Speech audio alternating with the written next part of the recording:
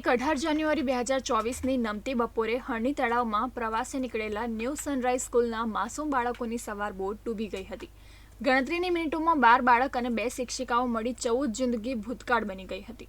સમગ્ર રાજ્યને હચમચાવી મૂકનારી આ ઘટનાને આજે 1 વર્ષ થઈ ગયું છે. આજે પણ મૃતકોના પરિવારજનો આ ઘટનાને યાદ કરતા ધ્રુજી જાય છે.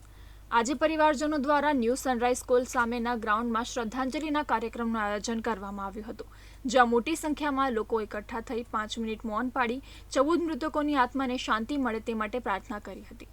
બોટકાંડમાં મૃત્યુ પામેલા 12 નિર્દોષ બાળકો અને 2 શિક્ષકોની વાર્ષિક પુણ્યતિથિના ઉપલક્ષ્ય પીડિત પરિવારને ન્યાય આપવાની માંગ અને ભ્રષ્ટાચારી દોષિતોને જેલ ભેગા કરવાની માંગ સાથે વડોદરા શહેર કોંગ્રેસ દ્વારા હરણી તળાવથી માર્કેટ 4 રસ્તા સુધી પદયાત્રા યોજવામાં આવી હતી.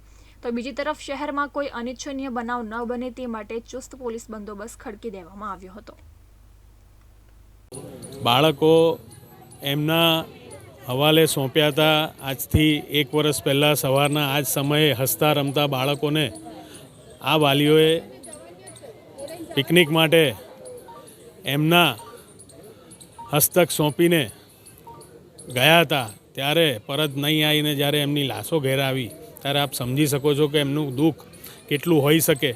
અને પાછલા દિવસોમાં બનેલી ઘટનાઓ 1 વર્ષમાં જ્યારે ન્યાય તો મળ્યો નથી, પણ એની જગ્યાએ જે કોર્પોરેશન દ્વારા જેને અધિકારીને ફરિયાદી બનાવવામાં આવ્યો હતો એને જ કોર્પોરેશન હવે દોષિત માની રહ્યું છે અને એના પેન્શનમાંથી 5,000 કટ કરવાનો મહિને કમિશનર ઓર્ડર કરતા હોય તો 1 વર્ષ પછી આજે તમને તપાસમાં આ પ્રમાણેની હકીકત બહાર આવી છે.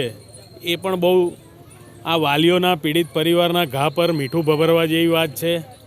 પાછલા દિવસોમાં 1 વર્ષના સમયગાળામાં જ્યારે વળતર માટે સુનાવણી થઈ અને શાળા સંચાલકોએ એક એવું એફિડેવિટ કર્યું કે અમારી તો કોઈ લાયબિલિટી નથી, આમાં ફરીથી આ પીડિત પરિવારના ઘા પર મીઠું ભભરાવાનું કામ એ આ શાળા સંચાલકોએ કર્યું. અને આજના દિવસે જ્યારે આટલી મોટી ઘટના થઈ હોય અને વરસ પૂરું થતું હોય પણ નિષ્ઠુરતાથી શાળા સંચાલકો માનવતા ભૂલીને શાળાને પણ ચાલુ રાખે છે અને અહીંયા વાલીઓને સાંત્વના આપવાની જગ્યાએ એ પોતે ક્યાંક ગાયબ થઈ જાય છે ને પોલીસનું પ્રોટેક્શન લે છે.